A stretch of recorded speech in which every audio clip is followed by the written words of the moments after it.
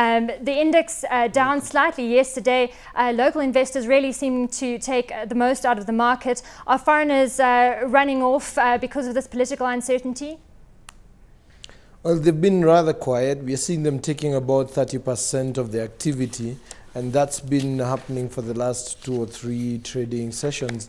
I think at the moment they must be beginning to look at where this political uncertainty is leading, and probably, and that is actually affecting the market by reducing the levels of demand that have been supplied very much by the foreign investors buying into the market heavily, which has been pushing share prices up. But at the moment, locals are still quite active, and hopefully they will remain so, because if they don't, actually, it's going to be bad for the market.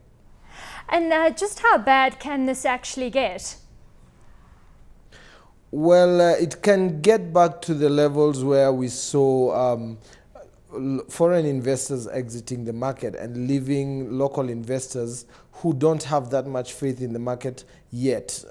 They've begun to show a bit of that, but the fact that prices have been being pushed up by the foreign investor demand means that a lot of local investors have been offloading shares rather than creating demand. So if we get oversupply, it means that this could push shares back to the bearish period, and that would be bad for a market which is still in its recovery phase. Mm-hmm.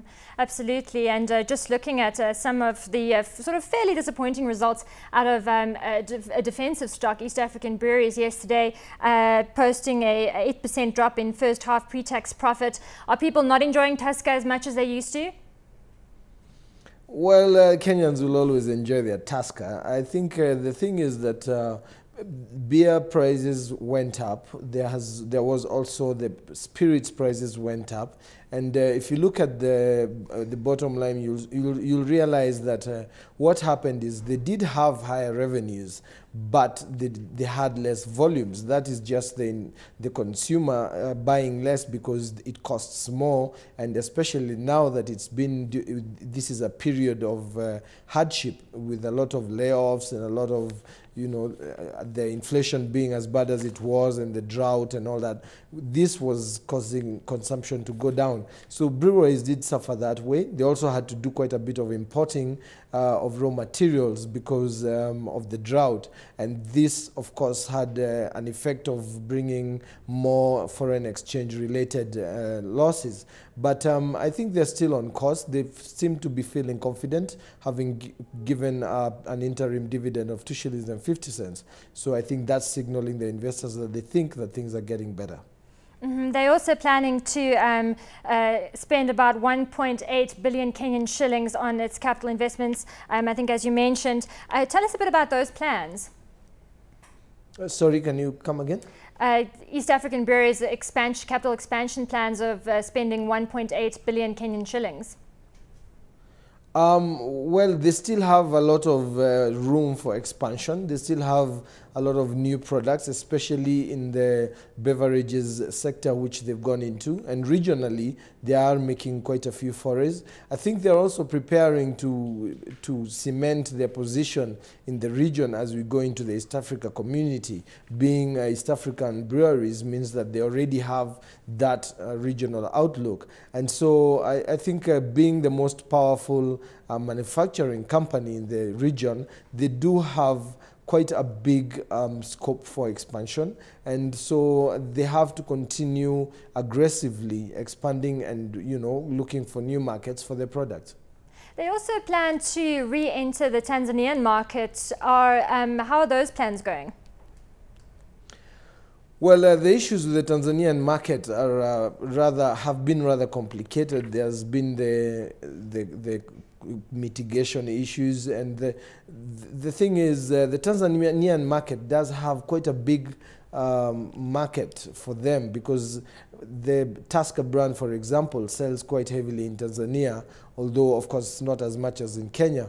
So they definitely would not be in a good position to ignore that market, because they already have the market. And for EABL, that is actually a priority, and they really need to get back into that market as soon as they get past the issues they have with their rivals over there, I believe that it would be for the best for them to actually go back into that market and claim what's their own. We know that foreign investors have been coming back into the Kenyan market because of that interest rate of 7%, which is a lot higher than developed economies at the moment. But looking at the banking, the interbank rate is now, I think it's 14%. We've got Barclays coming out with results. We've got Equity Bank coming out with results. What are your forecasts in that regard? Well, most of the banks are expected to reflect the acceleration in economic growth towards the fourth quarter of last year. I think the central bank has released their monthly bulletin, and they say that the banks did make a 15% growth across the board. So I think investors are saying that. If you look at the performance on the market, you'll notice that Equity Bank, KCB, and Cooperative Bank have been the major movers over the last week, and have been part of the top 5 movers over the last week, and that's showing that investors are beginning to take positions on those. So I think the banking sector will be reflecting that. We don't really expect them to lower interest rates, but we do expect that they're going to start lending a little more to the SMEs and to the retail sector, which is all expected to spur growth going forward. I just want to get back to that shilling and the potential weakening as a result of the political uncertainty, and just the impact that that'll have on export stocks like Sasini, Williamson Tea, and so on. Well, in the short term, it will have an adverse effect, and I think they did very well last year, but I think the political arena needs to look at the issues and solve them as fast as possible, because these fluctuations are actually bringing the economy back, will have the potential to bring the economy back on its knees. Note that the Kenyan government is also planning to do an international bond issue, and that is also going to suffer very much if our credit rating goes down. So I think basically on the foreign exchange and on the rating side, the politicians need to realize that they are really hurting an economy that's already on its knees, and they need to actually resolve these matters as fast as possible. And just very quickly, your top stock pick for today? Well, I noticed yesterday British Oxygen did have quite a bit of activity. I think that's because their results are expected on Friday. I think investors are taking positions on that. But basically, we do think that most of the activity or most of the attention will be on the financials. As I said, KCB, Equity, and Cooperative Bank have been looking to be, the local investors know these banks and are really interested in how they do. So I think those will be the stocks to watch at the moment as investors take positions in anticipation of the results.